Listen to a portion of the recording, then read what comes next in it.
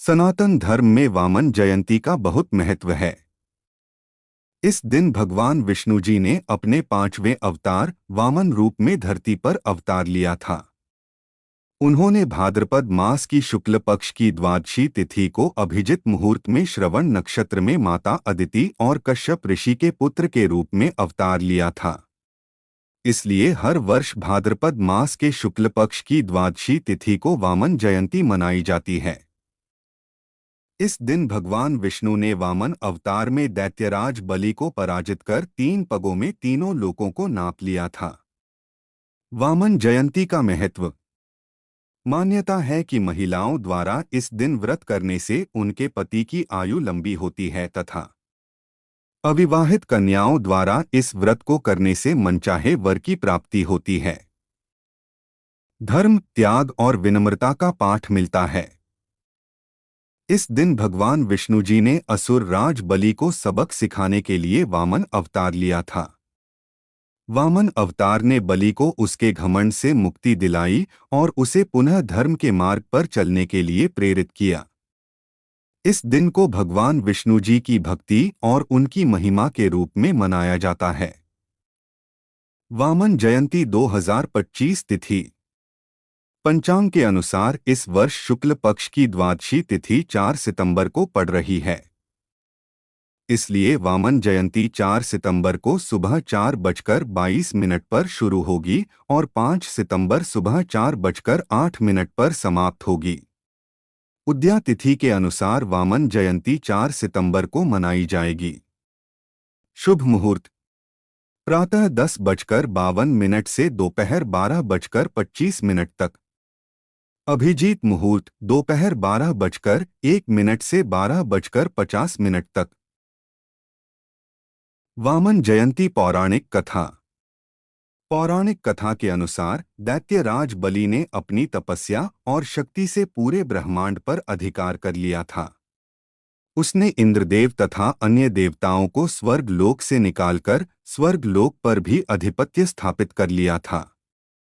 सभी देवता भगवान विष्णु जी के पास सहायता के लिए पहुंचे। भगवान विष्णु जी ने फिर से स्वर्ग लोक पर देवराज इंद्र का अधिकार स्थापित करने के लिए एक बौने ब्राह्मण अथवा वामन के रूप में अवतार लिया। भगवान विष्णु जी बौने ब्राह्मण के रूप में दैत्यराज बलि के पास पहुंचे। दैत्यराज बलि उस समय अपनी शक्ति और बढ़ाने के लिए एक विशाल यज्ञ करवा रहा था। वामन रूप में भगवान विष्णु जी ने बलि से दान में 3 पग भूमि मांगी। दैत्यराज बलि बहुत दानवीर था। दैत्यराज बलि ने उन्हें 3 पग भूमि दान में देने का वचन दिया। वामन रूप में भगवान विष्णु जी ने अपने शरीर को विशालकाय कर लिया और अपने पहले पग में पूरी पृथ्वी को नाप लिया और दूसरे पग में उन्होंने स्वर्गलोक को नाप लिया। दैत्यराज बलि भगवान विष्णु जी के परम भक्त थे। वे पहचान गए कि वामन अवतार में कोई और नहीं बल्कि स्वयं भगवान विष्णु जी हैं। तीसरा पग रखने के लिए जब कोई स्थान शेष नहीं बचा तो दैत्यराज बलि ने भक्ति भाव से तीसरा पग रखने के लिए अपना शीश आगे कर दिया। भगवान विष्णु जी ने तीसरा पग बलि के सिर पर रख दिया और राजा बलि को पाताल का राजा बना दिया। पूजा विधि। सुबह जल्दी उठकर स्नान करें और स्वच्छ वस्त्र धारण करें। भगवान विष्णु जी के वामन अवतार की मूर्ति या चित्र को एक स्वच्छ स्थान पर स्थापित करें। पुष्प, फल, चंदन, अक्षत और अन्य पूजा सामग्री अर्पित करें। वामन अवतार की कथा पढ़ें। वामनाय नम मंत्र का जाप करें। भोग लगाएं। आरती करें।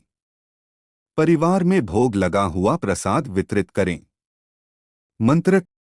नमस्ते पद्मनाभाय नमस्ते जलः शायिने तुभ्यमर्च प्रयच्छामि वाल यामन अप्रिणे। नमः शांग धनुर्याण पाठ्ये वामनाय च। यज्ञभुव फलदा त्रेच वामनाय नमो नमः। भगवान विष्णु जी के वामन अवतार जी की आरती। जय वामन देवा, हरि जय वामन देवा। बलि रजा के द्वारे संत करे सेवा। वामन रूप अनुपम छत्र दंड शोभा, हरि छत्र दंड शोभा। तिलक भाल की मनोहर भक्तन मनमोहा। आगम निगम पुराण बतावे मुखमंडल शोभा, हरि मुखमंडल शोभा।